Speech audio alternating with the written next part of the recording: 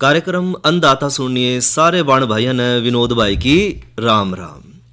किसान भाइयों, आज अन्नदाता कार्यक्रम में चर्चा करेंगे पशुओं में खनिज मिश्रण के महत्व पर और साथ ही साथ भाइयों नई फसल नई उमंग के तहत चर्चा करेंगे अरहर की बिजाई पर।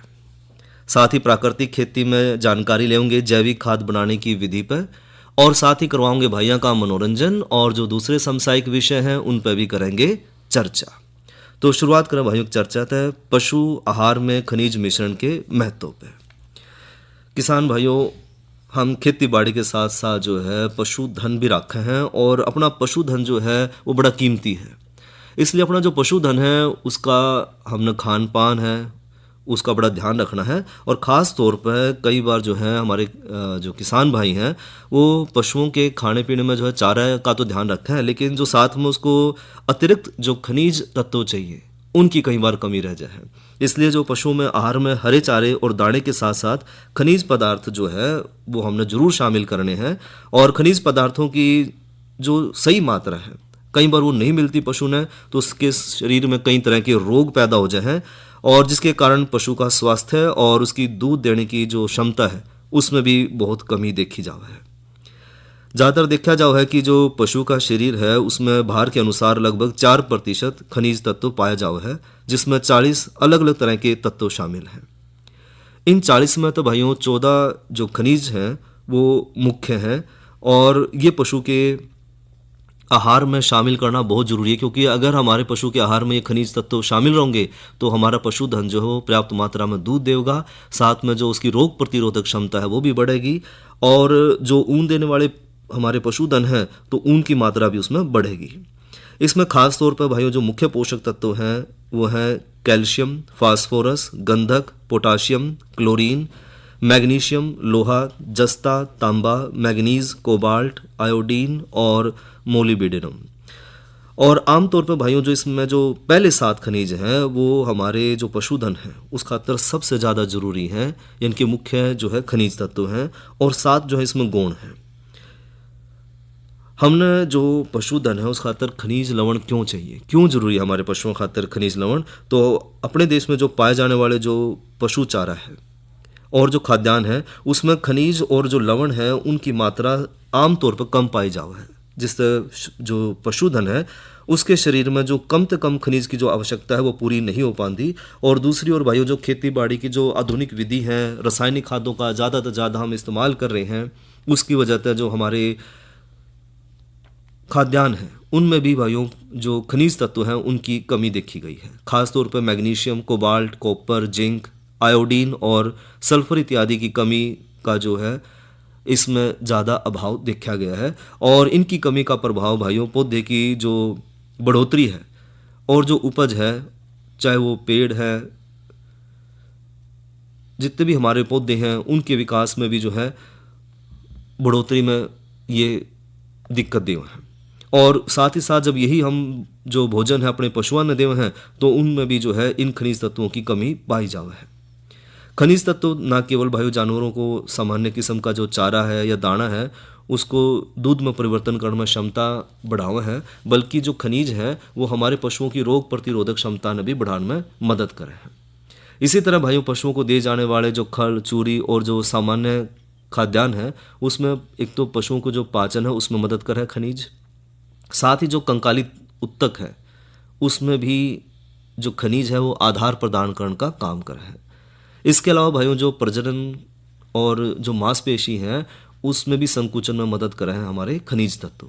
साथ ही दूध के लिए आवश्यक जो खनिज तत्व हैं उपलब्ध करवाए हैं ताकि दूध की मात्रा पशु में बढ़ सके और पशु शरीर में भाइयों अमल क्षार संतुलन और खून के पीएच मान को भी नियंत्रित करने में मदद कर रहे हैं हमारे खनिज। बात करें भाइयों शारीरिक बढ़ोतरी और दूध उत्पादन खातर आवश्यक खनिज लवण कौन कौन से हैं, तो हमारे जो पशुधन है उसमें पाए जाने वाले जो खनिज पदार्थ हैं उसका 80 से 85% भाग भाइयों कंकाली उत्तक में पाया जाओ है, जिसमें कैल्शियम, फास्फोरस और मैग्नीशियम के जो लवण हैं वो मुख्य रूप से जरूरी हैं। ज़्यादातर खनिज भाइयों पूरे शरीर में एक समान मात्रा में रहे हैं, जिन तय शरीर की जो क्रियात्मक और संरचनात्मक जो एक रूपता है उस खातर पशु की शारीरिक बढ़ोतरी, उसका स्वास्थ्य और उसकी उत्पादकता की रक्षा खातर जरूरी है। साथ ही भाइयों खनिज लवणों की कमी होने पर आहार में लगातार उपयोग करने पर जो है पशुधन में दूध की कमी ये खास तौर पर देखने में मिला है। और साथ ही साथ जो इन परिस्थितियों में पशु शरीर में मुख्य कार्य करने वाले जैसे कि पशु प्रजनन है, उनकी शारीरिक बढ़ोतरी है, दूध उत्पादन है, ये सब प्रभावित हुए हैं। साथ ही साथ अनेक रोग जिस तरह भूख न लगना और ज़्यादा उम्र में परिपक्व होना, असामान्य शारीरिक बढ़ोतरी है, दूध उत्पादन में कमी है, प्रजनन क्षमता में कमी है या गर्भ नहीं ठहरना, इस तरह की कई तरह के रोग उत्पन्न हो जाए अगर खनिज तत्व की कमी हो जाए, जिनका होना हमारे पशुओं में आजकल एक आम बात देखी जाओ है। और इन समस्याओं तक भाइयों पशुओं का बचाने खातर जो है पशुओं को संतुलित आहार जिसमें प्रोटीन, वसा, कार्बोहाइड्रेट और विटामिन और खनिज लवण का होना बहुत जरूरी है। खास तौर पर देखा जाओ भाइयों जो खनिज तत्व हैं अगर उनकी कमी हो जाए तो खनिज तत्व की कमी तय पशुओं में कई तरह के दुष्प्रभाव देखे जाओ हैं।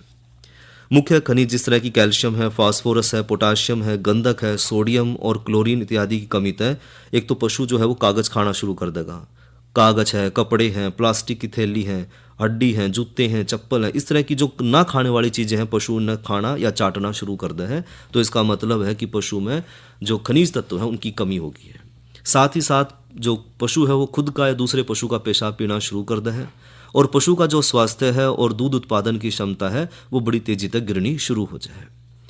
और इसी तरह भाइयों अगर खनिज तत्व की कमी हो जाए तो उससे जो गर्भवती गाय है या भैंस है उसमें दूध जवर नाम का रोग भी उत्पन्न हो जाए और दूध देने वाले जो जानवर हैं उनमें दूध की कमी देखी जाए है। साथ ही पशु थकावट महसूस करने लगेगा और उसकी जो मांसपेशी है वो कमज़ोर होनी शुरू हो जाए। इसके अलावा भाई जो सूक्ष्म खनिज लवण हैं उनकी कमी तभी कई तरह के दुष्प्रभाव हम अपने पशुधन में देखे हैं। और जो सूक्ष्म खनिज लवण है जिस तरह लोहा, तांबा, कोबाल्ट, मैग्नीज, इनकी कमी के कारण एक तो खून की कमी का रोग पशु में उत्पन्न हो जाए जिसने एनीमिया को है और साथ ही साथ भाइयों मादा पशु का भार जो है वो कम हो जाए, उसका वजन कम होना शुरू हो जाए और साथ ही साथ जो उसका मध चक्र है वो भी अनियमित हो जाए। गर्भ धारण करने की जो क्षमता है उसमें कमी देखी जावे है और बार बार गर्भपात होना शुरू हो जाए। साथ ही पशु चारा कम खाने लग जाए और पशु की बढ़वार रुक जाए। साथ ही साथ बाल कड़े और रुखे होने शुरू हो जाए। आयोडीन की कमी तय बढ़ोतरी और जो पशु का विकास दर है वह घट जाए। साथ ही साथ भाइयों आयोडीन की अधिक मात्रा अगर कम हो जाए तो उससे भाइयों गाय भैंस में जो है गर्भपात की समस्या भी देखी जावे कई बार। और कई बार तो भाइयों मरे हुए या कमज़ोर या चलने में जो असक्षम बच्चे हैं वो भी पैदा हुए हैं। तो आयोडीन जो है वो एक मुख्य तत्व है जिससे कि जो गर्भित पशु है उसका बच्चा जो है वो स्वस्थ पैदा हो। इसके अलावा जस्ते की कमी तो भाइयों बाढ़ का गिरना, बालों की बढ़ोतरी रुकना और त्वचा के अनेक रोग उत्पन्न हो जाए और चारा पचाने की जो क्षमता है पशु की वो भी कम हो जाए। इसलिए भाइयों खनिज तत्वों की जो हमारे पशुधन है उसमें बहुत ज़्यादा ज़रूरत है और उसकी एक पर्याप्त मात्रा पशुधन तक हमने देनी जरूरी है।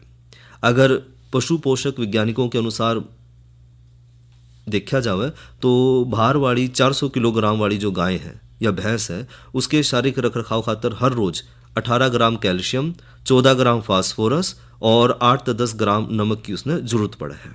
इसके अतिरिक्त भाइयों हर 1 किलोग्राम दूध के उत्पादन पर लगभग 3 ग्राम कैल्शियम और 2 ग्राम फास्फोरस और 1.5 से 2 ग्राम नमक की हमने अतिरिक्त जरूरत पड़े है। इसलिए भाइयों पशुओं को जीवन पर्यंत लाभदायक बनाए रखने खातर ऐसा पशु आहार जरूर देवें जिसमें 2 से 3% की दर तय पूरी तरह तक खनिज लवण उसमें मिला हो, या फिर भाइयों प्रति पशु हर रोज 30 से 50 ग्राम खनिज लवण या 15 से 20 ग्राम नमक जरूर अपने पशु ने देते रहें। इस तरह अगर हम भाइयों एक नियमित मात्रा में हर रोज अपने पशुधन तय जो है खनिज तत्व देते रहेंगे तो हमारे पशुओं में जो अनेक तरह की समस्याएं हैं वो नहीं आएंगी और दूध का उत्पादन भी पर्याप्त होगा। तो ये तो ली भाइयों जानकारी पशु आहार में खनिज मिश्रण के महत्व पे। मंगल भवन मंगल हारी द्रवहु सुदर्शन। श्री राम कथा मर्मज्ञ डॉक्टर कुमार विश्वास जी के साथ श्री रामचरितमानस की भाव रस संगीत यात्रा संपूर्ण श्री रामचरितमानस सोमवार से शुक्रवार सुबह 7 बजे और दोपहर 12:30 बजे डीडी नेशनल और वेव्स ओटीटी पर। यह संदेश यूनेस्को और आकाशवाणी के सहयोग से प्रस्तुत किया गया है। जलवायु और लिंग, यह यूनेस्को का संदेश है। जलवायु परिवर्तन का असर सब पर एक जैसा नहीं होता। गांव की महिलाएं जो खेती में काम करती हैं, इससे ज्यादा प्रभावित होती हैं। अक्सर उनकी बात सुनी ही नहीं जाती और मुश्किलें बढ़ जाती हैं। आपदा के वक्त जैसे बाढ़ या सूखे में कैंप्स या आश्रय में उनके साथ यौन हिंसा का खतरा भी होता है। लेकिन इन्हीं महिलाओं के पास एक ऐसा ज्ञान भी होता है जो जलवायु संकट से लड़ने में मदद कर सकता है। बस जरूरत है उन्हें योजनाओं और फैसलों में शामिल करने की। क्या आप जानते हैं, दुनिया भर में हर 3 में से लगभग 1 महिला के अपने जीवन काल में शारीरिक या यौन हिंसा का अनुभव किया है। और भाइयों, खेती बाड़ी में मौसम का बहुत महत्व है और मौसम के बारे में जानकारी दे रहे हैं भाई सविंदर शर्मा जी। धन्यवाद विनोद जी। किसान भाइयों, अगर बात करें आज के मौसम की, तो आज अधिकतम तापमान रहा 36 डिग्री सेल्सियस और न्यूनतम तापमान रहा 26 डिग्री सेल्सियस। और अगर कल के तापमान की बात करें तो कल है जो अधिकतम तापमान है वो 37 डिग्री रहने की संभावना है और जो न्यूनतम तापमान है वो रह सका है 28 डिग्री सेल्सियस। और भाइयों, अब करें बात कल की कृषि कार्यक्रम की, तो कल है मंगलवार और दिन मंगलवार ने हम लेकर आए कार्यक्रम फोन इन। और फोन इन कार्यक्रम का जो विषय रहेगा कल वो है धान की रोपाई में सावधानियां। और इस विषय में जो जानकारी देने के लिए विशेषज्ञ रहेंगे वो है डॉक्टर संदीप रावल जी। और इब करवाऊं भैया का मनोरंजन, सुने रागड़ी।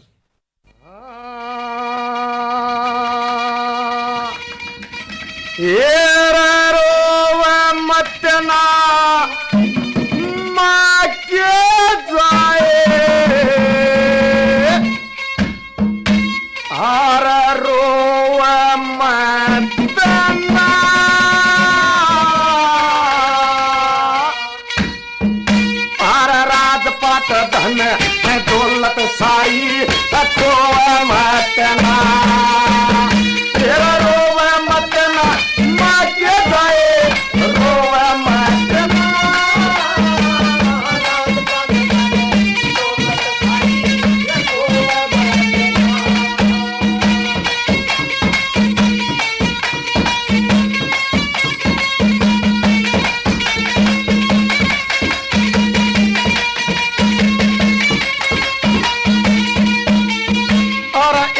सकल जखा दे मन है उस कंगला भाती की। और मैं भी खुशबू ले लूंगा तेरे फूल गुलाबी की। और दरबारा में तो मन लादी ठग चोर शराबी की। अब सब राय पालम पाट गई तन मेरी खराबी की। सब राय मलम पाट गई तन मेरी खराबी। तेरा लाख तरह समझायब तेरी, लाख तरह समझायब तेरी रसों मतना। रात पात धन दौलत सारी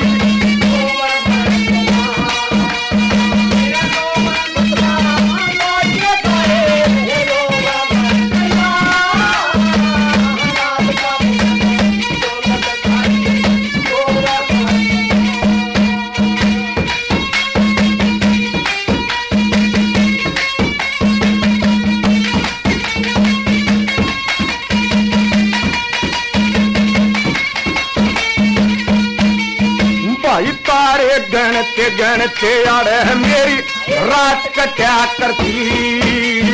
अरे वो भी दिन से याद अरे मेरी बात कट्या करती।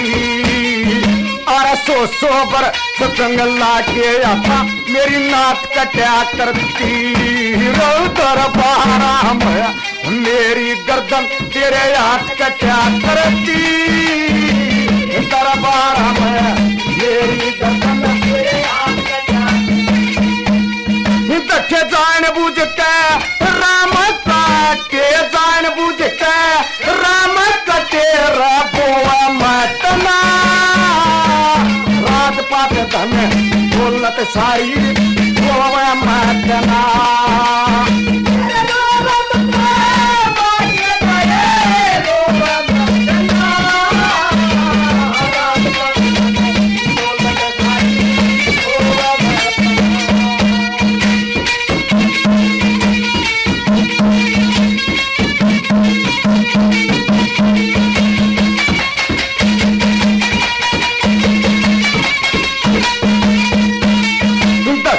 दम दे पे नो दशा भाई आती है हर साल कोई दशा अनधन कर देता कोई कर दे कंगाल जन्म दशा मेरे पे आई केडा पड़ा सवाल घर घर तकता अंधता तेरा तो पैसे मला घर घर तकता अंधता तेरा बतरे बटुए के दाम बरती तेरे बटुए के दाम बरती रातों मतना रात पात धन दौलत सारी सोवा मतना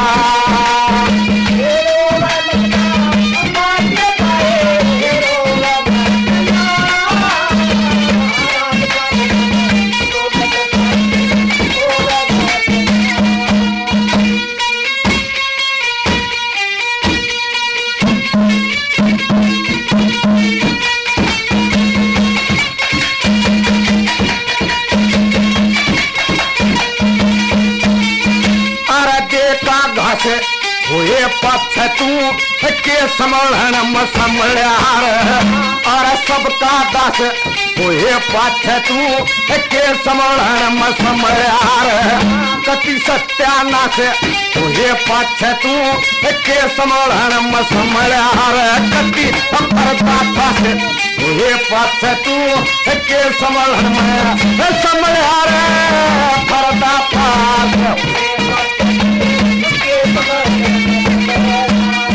दखे मांगराम तू तड़े तवे पे मांगराम तू तड़े तवे पे तो को मतना रात पात दौलत सारी को मतना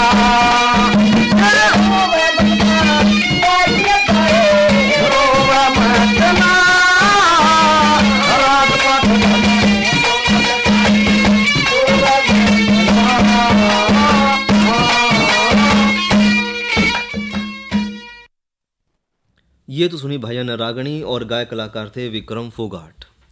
और भाइयों ईबले में जानकारी खेत बचाओ अभियान पे। किसान भाइयों, खेत बचाओ अभियान भारत सरकार द्वारा मिट्टी की सेहत सुधारने खातर और खेती की लागत कम करने खातर एक प्राकृतिक खेती को और बढ़ावा देने के लिए चलाया गया एक राष्ट्रव्यापी कार्यक्रम है। और ये अभियान भाइयों हर साल 1 जून तक 30 जून तक पूरे देश में व्यापक रूप से चलाया जावा है। और खेत बचाओ अभियान के तहत भाइयों जरूरी है कि हम मिट्टी का संरक्षण जरूर करें। अत्यधिक रसायन और कीटनाशकों का जो हम अंधाधुंध इस्तेमाल कर रहे हैं उसका इस्तेमाल हम कम से कम करें। अपनी मिट्टी की जांच जरूर करवाएं और सोइल हेल्थ कार्ड जरूर बनवाएं। और मिट्टी की जांच करवाने के बाद हमारे जो खेत है, हमारी मिट्टी है, उसमें कितने रसायन की जरूरत है, कितना कीटनाशक उसमें छिड़काव करना, कितना हमने उसमें उर्वरक डालना है, उसकी निश्चित मात्रा भी हम निर्धारित करें। साथ ही भाइयों कम खाद, सही खाद और सही सलाह, यानी कि किसान भाई जो है वो संतुलित उर्वरक का इस्तेमाल करके और जो है सही समय पर उर्वरक का इस्तेमाल करें। कितनी हमने मात्रा लेनी है वो भी निश्चित करें और किस समय हमने डालनी है वो भी हम अगर निर्धारित करेंगे तो हमारी पैदावार भी बढ़ेगी और हमारी मिट्टी भी जो है वो सुरक्षित रहेगी। क्योंकि भाइयों हमारे खेत जो है, हमारी धरती माँ है, वो बांझ होने लग रही है इन रसायनों के अत्यधिक इस्तेमाल से। साथ ही साथ भाइयों हमने प्राकृतिक खेती की तरफ भी बढ़ना होगा और किसान भाई जो हैं वो धीरे धीरे जो रसायन की खेती है उसको छोड़कर और आहिस्ता आहिस्ता प्राकृतिक खेती या जैविक खेती की ओर भी बढ़ना शुरू करें ताकि हम अपनी मिट्टी, अपना पानी और अपनी हवा न बचा सकें। साथ ही हमारे जो किसान भाई हैं उन बदलते मौसम, ख़ास तौर पर जैसे अल नीनो है, इनके प्रभाव के अनुकूल अपनी खेती की तकनीक सीखनी पड़ेंगी, ताकि जब मौसम में परिवर्तन आवा है, जलवायु परिवर्तन हुआ, तो उस समय में हमने किस तरह की फसल उगानी है और किस क्षेत्र में कौन सी फसल बढ़िया होगी। साथ ही किसान भाई जो है किसान आईडी, पंजीकरण, पराली प्रबंधन और कम अवधि वाली उन्नत किस्मों की भी जानकारी जो है समय समय पर लेते रहें। और जो है इस तरह अगर हम ये सब काम करेंगे, साथ ही अंतर फसल चक्कर जरूर अपनावें, जिससे जो है खेत में जो है पोषक तत्वों की कमी अपने आप पूरी हो जाएगी और हमने बाहर तक जो है उर्वरक डालने की कम जरूरत पड़ेगी। तो इस तरह अगर हम छोटी छोटी बातों ने ध्यान रखेंगे तो हम अपने खेतों ने बचा पाएंगे। इसके अलावा भाइयों एक करें चर्चा नई फसल नई उमंग के तहत अरहर की बिजाई पर। किसान भाइयों, अरहर जो है खरीफ मौसम की ज़्यादा पैदावार देने वाली एक दलहनी फसल है और इसकी भरपूर फसल लेने के बाद भाइयों जो गेहूं की फसल है वो भी हमने बड़ी अच्छी मिला है और गेहूं की पैदावार भी बढ़िया देखने मिला है। और अपने हरियाणा प्रदेश में तो भाइयों अरहर और गेहूं का जो फसल है, जो फसल चक्कर है, ये बहुत बढ़िया साबित होया है। और अगर हम उन्नत किस्में लेवें तो जो अरहर की उन्नत किस्में हैं उसमें है टाइप 21, यह किस्म अच्छी पैदावार देने वाली किस्म है और 150 से 160 दिन में पककर तैयार हो जाए है।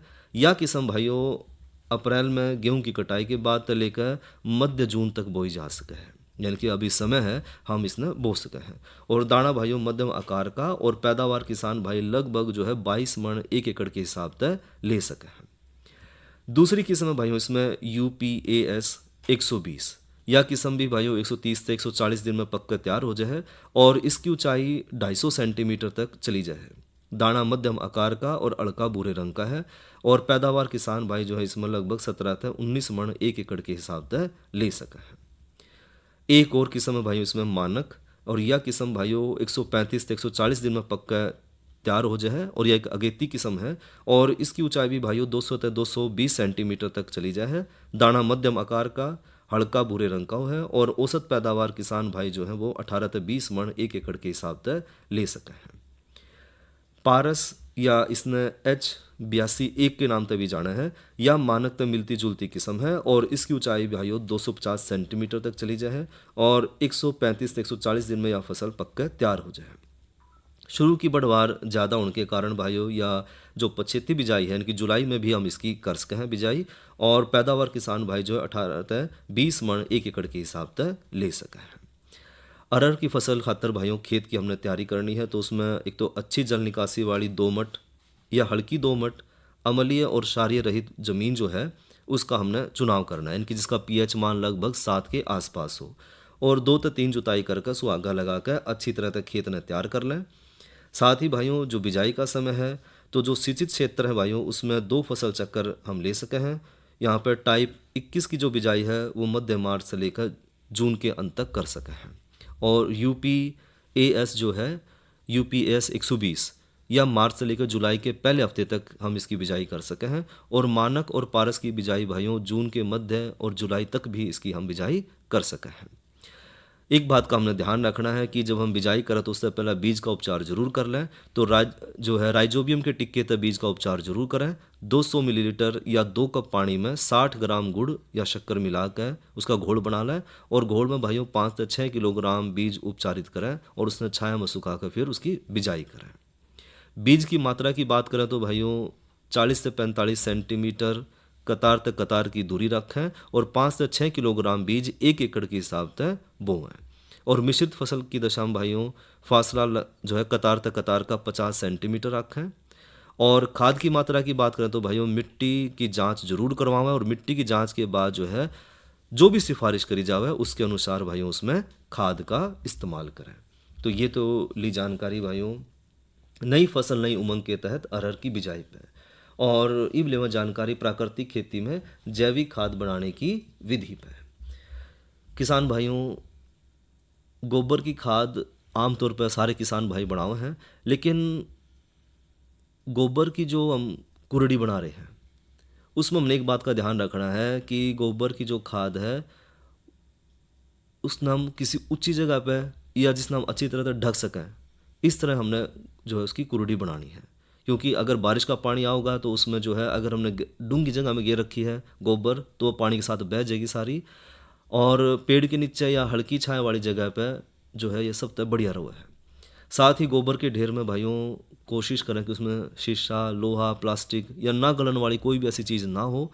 हाँ, उसमें हम रसोई का अपना बचा कुचा जो सामान है, सब्जियां की छिलके हैं या पशु का मूत्र है, वो सब डाल सकें। साथ ही गोबर के ढेर की ऊंचाई और चौड़ाई की बात करें तो भाइयों ऊंचाई 2 फुट और चौड़ाई 5 फुट तक ज़्यादा ना रखें और लंबाई हम जितनी चाहों उतनी रख सकें। गोबर के ढेर में भाइयों नमी बनाए रखना बहुत ज़रूरी है, तो गर्मी के मौसम में नमी का खास ध्यान रखें। इसलिए भाइयों ऐसी जगह या खाद बनावें जहां पानी की सुविधा भरपूर हो। साथ ही अगर गोबर के ढेर ने ढक कर रखा जावे तो ज़्यादा बढ़िया है। लिपाई तय जो है खाद जल्दी तैयार हो जाए और लिपाई ना कर पावे तो भाइयों काले और मोटे प्लास्टिक या पॉलीथीन तो उसने ढक दें। और 10 से 15 दिन जो है 10 से 15 दिन के बाद ढेर न पलटें और फिर तो उसने ढक दें ताकि खाद जो है जल्दी बनकर तैयार हो जाए।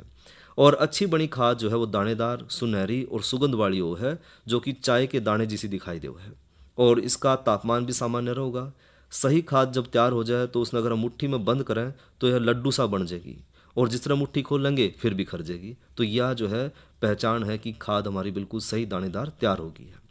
खेत में डालने के बाद इसने मिट्टी में अच्छी तरह से मिला दें, क्योंकि खुली जगह में और धूप में भाइयों इसके जो पोषक तत्व है वो नष्ट हो जाएंगे। इसलिए जिस तरह हम खेत में डालना है साथ के साथ इसने मिट्टी में मिला दें और घन जीवामृत के साथ मिलाकर डालने तय यह और भी अच्छा काम करेगी। और पशु मूत्र भी जो है एक अच्छी खाद का काम कर रहा है और पशु मूत्र और पानी ने समान अनुपात में मिलाकर मिट्टी में डाला जा सका है।